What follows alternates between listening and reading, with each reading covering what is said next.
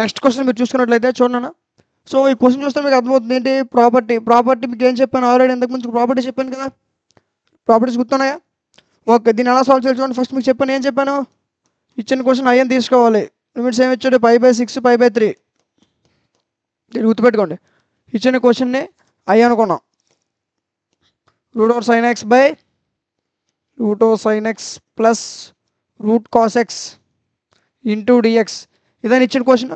దీన్ని ఏమనుకున్నాం, ఐ అనుకున్నాం. ఓకే, మీకు ప్రాపర్టీ ఇప్పుడు గుర్తుంది కదా, ప్రాపర్టీ అప్లై చేయండి.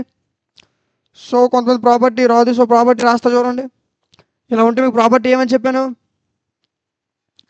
Integral a to b f(x) into dx. ఈ విధంగా ఉంటే మీకు ప్రాపర్టీ ఏమని చెప్పాను, గుర్తుంది కదా. Integral a to b f(a + b - x) into dx, ఇదేనా ప్రాపర్టీ.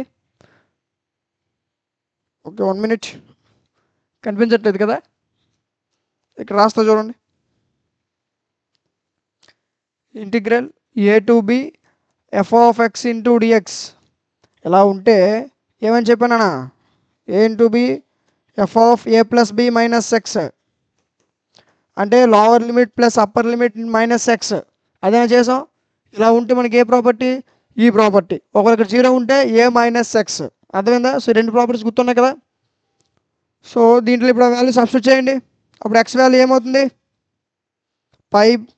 x వాల్యూ ఏమవుతుంది చూడండి, 5/3 + 5/6 - x అంతేనా. సో మీకు x ఎక్కడైతే కనిపిస్తుందో x ప్లేస్లో ఏ సబ్స్టిట్యూట్ చేస్తారు, 5/3 + 5/6 - x. x ప్లేస్లో ఈ వాల్యూ సబ్స్టిట్యూట్ చేయండి. అప్పటికి ఏమొస్తుంది చూడండి, నేను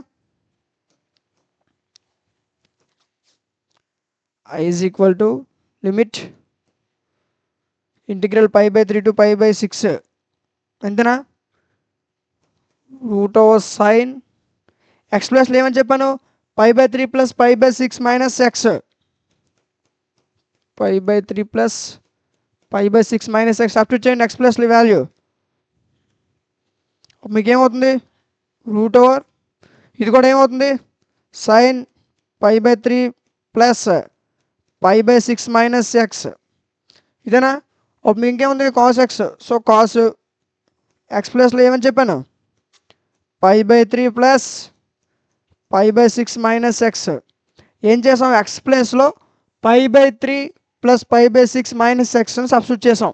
ఇప్పుడు మనకు వచ్చే వాల్యూ ఇది ఇంటూ డిఎక్స్ మర్చిపోవద్దు. ఓకే, ఇక్కడ వరకు గుర్తుంది కదా. సో ఇప్పుడు ఏం చేస్తాం, ఇప్పుడు చూడండి 5/3 అంటే ఎంత, పై వాల్యూ మనకు సాధారణంగా పై వాల్యూ తెలిసి ఎంత 180. అంటే 180/3 ఎంత అవుతుంది, 3 అంటే 5/3 వాల్యూ 60 degrees గుర్తుపెట్టుకోండి. 5/3 అంటే ఎంత, 60 degrees.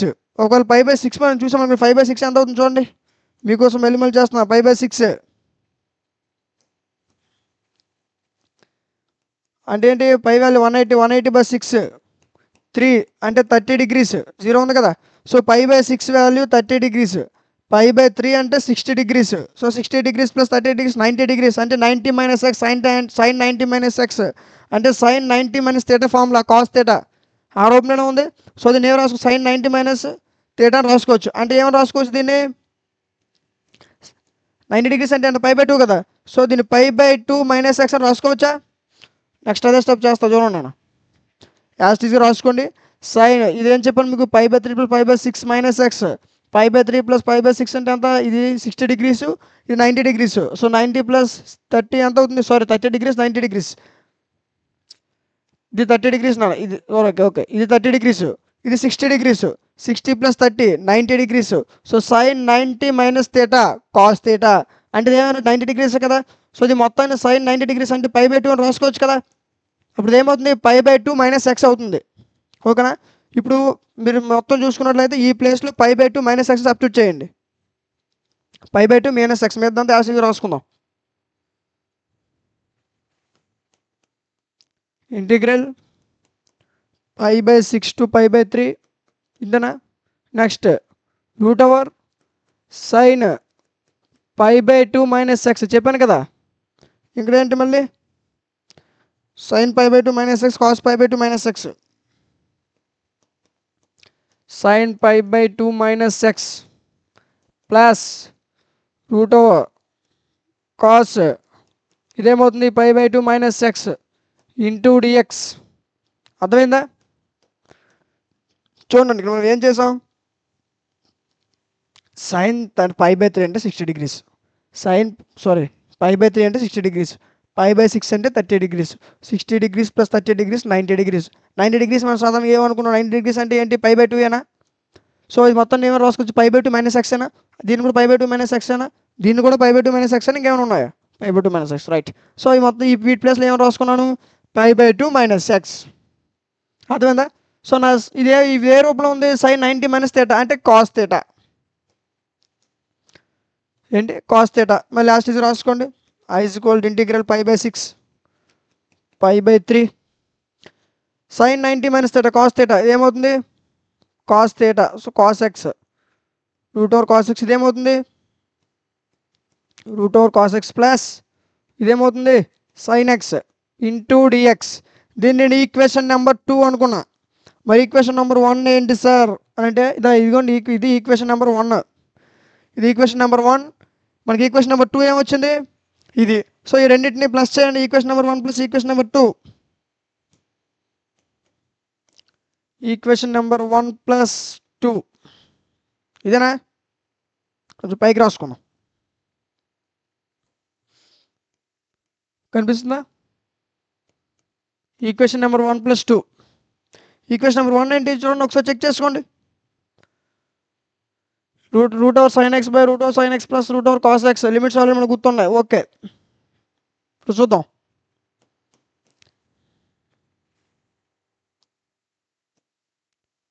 వన్ ప్లస్ 2 చేయండి, i = లిమిట్ ఎంత, π/6 π/3.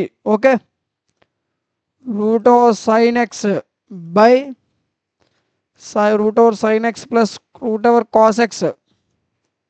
ఇదేంటి ఈక్వేషన్ నెంబర్ 1. ఏం చెప్పండి, equation number 1 plus 2. Okay, first హెచ్సిఎఫ్లు తీసుకుందాం, మరి ఎల్సిఎంలు తీసుకుందాం. ఎల్సిఎం అంటున్నా, ఎల్హెచ్ఎస్ ఆర్హెచ్ఎస్ తీసుకుందాం. ఎల్హెచ్ఎస్ అంటే i ప్లస్ ఐ అంటే i ప్లస్ ఐ రాసుకున్నాం. రెండు ఈక్వేషన్ దీనికి అయ్యే దీనికి అయ్యే అనుకున్నాం కదా. సో i ప్లస్ ఐ ఇది equation number 1 into dx plus second equation ఏమొచ్చింది, ఇది ఏంటి root over cos x by root over cos x plus sine x. Limits మనకు గుర్తున్నాయి. సో ఇదేమవుతుంది π/3 π/6. ఓకేనా? సో ఇప్పుడు చూడండి, ఇదేమొచ్చింది రూట్ ఓవర్ కాస్ ఎక్స్ వచ్చింది, cos x by root over cos x plus root over sine x into dx. ఇక్కడ మీరు కరెక్ట్గా చూస్తే డినోమినేటర్ వాల్యూస్ సేమ్ ఉన్నాయి. ఏంటి root over sine x root over cos x, root over sine x root over cos X same ఉన్నాయి కదా. So మీకు denominator same ఉంటే మీకు ఏం చెప్పాను, న్యూమరేటర్ని యాడ్ చేసుకోవాలి. న్యూమరేటర్ ఏమున్నాయి, రూట్ ఓవర్ సైన్ ఎక్స్, ఇక్కడ ఉంది root over cos x. So denominator same కాబట్టి న్యూమరేటర్ని యాడ్ చేసుకోండి. i plus I 2i = integral π/6 π/3. Okay, రాసుకున్నాం. ఇదేమవుతుంది డినోమినేటర్స్ ఫస్ట్ సేమ్ ఉన్నాయి కదా. ఏమున్నాయి root over sine x by root over sine x plus root over cos x. నేను చెప్పిన డినోమినేటర్స్ సేమ్ ఉంటే న్యూమరేటర్స్ యాడ్ చేసుకోవాలి. న్యూమరేటర్స్ ఏంటి root over sine x plus root over cos X. Same numerator denominator కలిసి ఒకేలా ఉన్నాయి చూడండి, ఒకేలా ఉన్నాయా? ఉంటే మనం ఏం చేస్తాం, మరి ఉన్నాయి కాబట్టి ఇంకేం చేయాలి, మరి ఏం చేసేది లేదు. సో క్యాన్సిల్ చేసేయండి. క్యాన్సిల్ చేసేటప్పుడు ఏమున్నట్టు 1 ఉన్నట్టు. ఇది చూడండి, నన్ను ఇప్పుడు చేస్తా చూడండి. 1 నుండి ఇంటిగ్రల్ 1 ఏమవుతుంది ఎక్స్ అవుతుంది. చూడండి π/3 π/6. ఓకే, ఇటువరకు గుర్తుంది కదా. నెక్స్ట్ ఇప్పుడు ఏంటిది 1 క్యాన్సిల్ అయిపోయింది కదా. So 1 into dx, 1 into dx. Next మనకి ఏమవుతుంది 1 ఇంటూ డిఎక్స్ అంటే ఎంత ఎక్స్. సో ఎక్స్ లిమిట్స్ ఏంటి π/3 π/6 π/3 π/6. అర్థమైందా? సో ఇప్పుడు ఏం చేస్తాం, ఎక్స్ప్రెస్లో మనం ఏం చేయొచ్చు, π/3 π/6ని సబ్స్టిట్యూట్ చేయండి. అప్పుడు ఏమవుతుంది, సో ఇక్కడ రాస్తా చూడండి. ఏం చెప్పాను మీకు, π/3 మైనస్ π/6. ఇది చేస్తే మనకి ఎంత వస్తుంది, π/6 వస్తుంది. అంతేనా, π/6 అయినా ఓకే. π/6 అంటే దీన్ని ఏం రాసుకోవచ్చు చూడండి, ఇక్కడ రాస్తా చూడండి, కనిపిస్తుందా? ఓకే, ఏంటిది ఇక్కడ ఏముంది ఆల్రెడీ మనకి 2i ఉంది. 2i ఉంది కదా. So 2i is equal to ఇది మనకి ఏమవుతుంది π/6 అవుతుంది. π/6 నాన్న. సో π/6 మనకు ఆన్సర్ ఎంత వస్తుంది చూడండి. ఇప్పుడు చూడండి మనకి i వాల్యూ కావాలి, ఇక్కడ 2 ఉంది. సో ఈ 2 అటు తీసుకెళ్తే ఏమవుతుంది 2 6 12 అంటే మనకి ఆన్సర్ ఎంత వస్తుంది π/12. దీని నుంచి మనకి ఆన్సర్ ఎంత వస్తుంది π/12. ఇదేనా ఆన్సర్ చూసుకోండి, ఒకసారి చెక్ చేసుకోండి. అర్థమైందా? ఒకసారి చూడండి ఏం చేసాం, ఒకసారి ఎక్స్ప్లెయిన్ చేస్తే చూడండి. నేను చిన్న క్వశ్చన్ అయ్యి అనుకున్నాను. x+లో π/3 + π/6 - x సబ్స్టిట్యూట్ చేసా.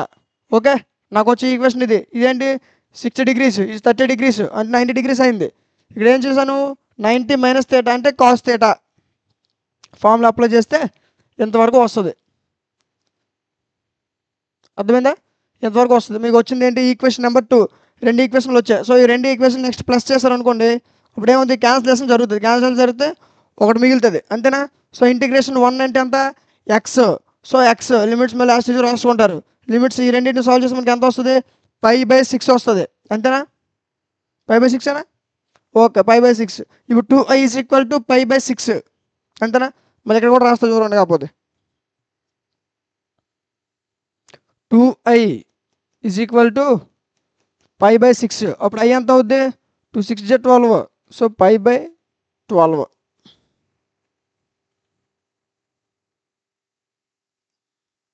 π/12 మనకు వచ్చిన ఆన్సర్. i ఎంత వచ్చింది π/12. ఈ విధంగా సాల్వ్ చేయాలి. అర్థమైంది కదా? ఇక్కడ ఏం డౌట్స్ ఉన్నాయా? లేదు. ఓకే, ఇది ఈ ప్రాబ్లం యొక్క కంప్లీట్ సొల్యూషన్.